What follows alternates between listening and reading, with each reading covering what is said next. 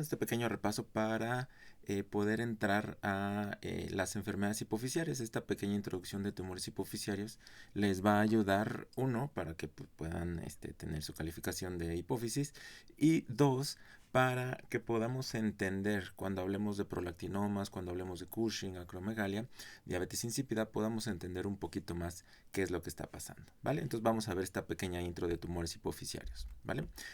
Otra vez, a manera de introducción, los tumores hipoficiarios son la alteración en la cebolla turca más común. Abarcan entre el 10 y el 15% de los tumores intracraneales, o sea, tumores del sistema nervioso central. La mayoría de los tumores hipoficiarios son incidentalomas. ¿Qué quiere decir esto?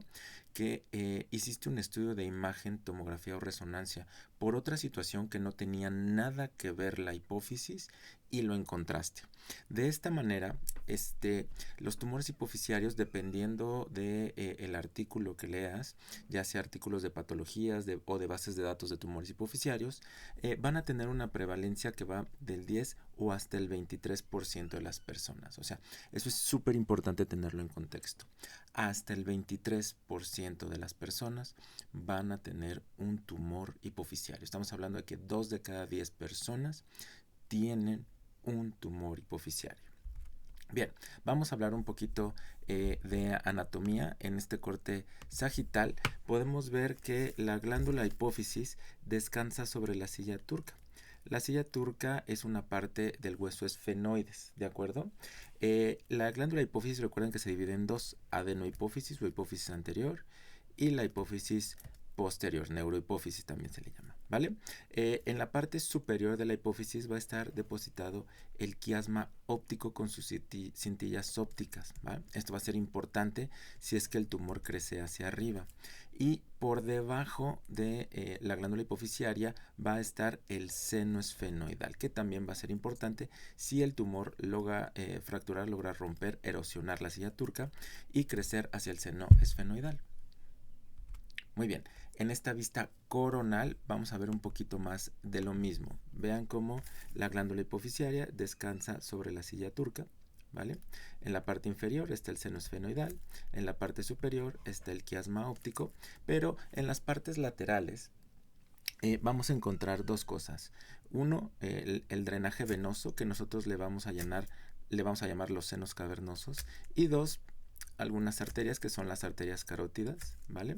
Que también, si el tumor llegara a crecer hacia los lados, puede ser importante, pues porque puede comprimir estas estructuras, ¿vale?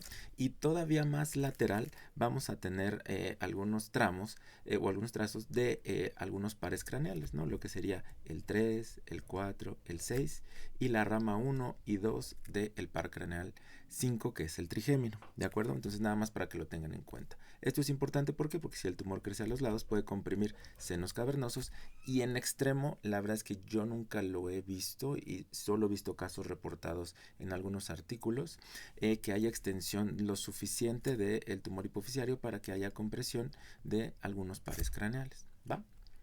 Muy bien, ahora, ¿cómo se clasifican los tumores hipoficiarios? Los tumores hipoficiarios se van a clasificar de dos maneras. Uno, por el origen celular y la hormona secretada, o sea, de dónde, de qué tipo de células nace este tumor. Y dos, por el tamaño, ¿de acuerdo? Entonces, vamos a ver estas dos clasificaciones. Bien, por tipo celular vamos a tener en primera instancia, o sea, esto no viene como por prevalencia, no viene por proporción, pero en primera instancia vamos a tener esto. Si la hormona que se produce por el tumor es la ACTH, entonces vamos a asumir que vienen del corticotropo, de células que producen ACTH. Si el tumor produce LHIFSH, va a venir del gonadotropo. Si producen prolactinas, viene del lactotropo. Si produce TSH, viene del tirotropo. Y si produce GH, viene del somatotropo, ¿vale? Ahorita entramos con estos tres. Si produce un exceso de ACTH, entonces va a provocar síndrome de Cushing y se le va a definir como enfermedad de Cushing. Lo vamos a ver más adelante en su clase. Si produce LH-FSH, bueno, no da una enfermedad en específico, no se ha visto en casos que tengan relevancia o que tengan, sí, como una impresión relevancia clínica cuando producen LH y FSH, expresión clínica. Si producen prolactina, bueno, nos va a producir un prolactinoma y va a producir datos de hiperprolactinema. Si produce TSH va a producir hipertiroidismo. Recuerden que el hipertiroidismo va a ser secundario. Si produce en exceso de hormona de crecimiento de manera crónica, va a producir o nos va a llevar a la enfermedad de acromegalia. Ahora, otros tumores. Los tumores pueden ser mixtos cuando producen dos o más hormonas. ¿Cómo sabemos esto? Bueno, ya sea porque produce una combinación de enfermedades expresadas, ¿no? Sería raro, pero un prolactinoma con acromegalia puede ser lo más común. Sin embargo, pueden producir cualquiera de estas combinaciones, que si estamos hablando de estas 5 posibilidades, pues estaríamos hablando de 10 combinaciones. En realidad, ¿dónde lo vamos a ver? Cuando el patólogo estudia la hipófisis en los cortes, va a ser inmunohistoquímica. Entonces, inmunohistoquímica quiere decir que son anticuerpos que se van a pegar a las diferentes hormonas. Y lo que vamos a ver ahí es que hay diferentes combinaciones en estos tumores. Entonces, a lo mejor tú tenías al paciente por acromegalia, lo diagnosticaste, lo mandaste a cirugía, y a la hora de la patología te dicen, ¿sabes qué? También pinta la inmunohistoquímica para LH y FSH, entonces ese tumor ya no solo es del somatotropo, ya es un tumor mixto, ¿vale? Los tumores no funcionales son aquellos donde los niveles hormonales que produce el tumor no van a ser suficientes para expresar la enfermedad, ¿de acuerdo? Entonces le vamos a llamar no funcionales, algunas personas les llaman no funcionantes, a estos tumores que no te van a dar una expresión clínica, o sea, no va a tener acromegalia el paciente, no va a tener Cushing, no va a tener prolactinoma, pero a la hora de la inmunohistoquímica sí pintan, ¿va? Nosotros le llamamos no funcionales, quiere decir que sí produce hormonas, pero no lo suficiente para darte la enfermedad. Y finalmente tenemos el cáncer de hipófisis. El cáncer de hipófisis es rarísimo, menos del 1% de los tumores hipofisiarios. Actualmente, desafortunadamente, todavía, aunque ya hay algunos marcadores tumorales en la patología, la única manera de diagnosticarlo sigue siendo cuando el tumor hace metástasis, pero es de lo raro, lo más raro, ¿va? Bien, la otra clasificación que tenemos es en base al diámetro, al tamaño del tumor, y esto es en base al diámetro mayor del tumor. Usualmente se miden 3 diámetros posibles, ¿vale? Bien, si el tumor, esto es bien importante, mide en su diámetro mayor más o es mayor o igual a 1 centímetro, le vamos a llamar macroadenoma hipofisiario o hipofisario. Las dos están bien dichas, ¿vale? ¿Por qué? Porque no existen en español. Muy bien.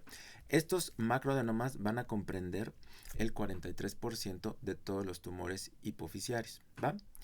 Y si el tumor mide menos de 1 centímetro, entonces le vamos a llamar microadenoma hipofisiario. Estos comprenden aproximadamente el 57% de todos los tumores hipofisiarios. Bien, ahora, ¿cuáles tumores hipofisiarios son los más comunes? ¿Va? Entonces, el tumor hipofisiario más común, pregunta del ENARM, pregunta del MIR, del STEP 2, ¿vale? El tumor hipofisiario más común, ya sea que les pregunten productor o no productor, es el prolactinoma, ¿de acuerdo? Pregunta examen, tumor hipofisiario más común, prolactinoma. Los no funcionales, recuerden que producen hormonas pero no lo suficiente para expresar una enfermedad, van a comprender entre el 28 y el 37%. Los somatotropinomas o que producen acromegalia del 11 al 13%, ACTH que producen Cushing del 1 al 2%, y los tirotropinomas y gonadotropinomas van a ser muy raros, menos del 1%, ¿va? Entonces, nada más para que lo sepan. Pregunta de examen, número 1, tumor hipofisiario más común, prolactinoma. Bien, con esto terminamos la primera parte. Vete por unas papitas, un refresquito, un Starbucks, y regresamos para ver el cuadro clínico y después el abordaje diagnóstico.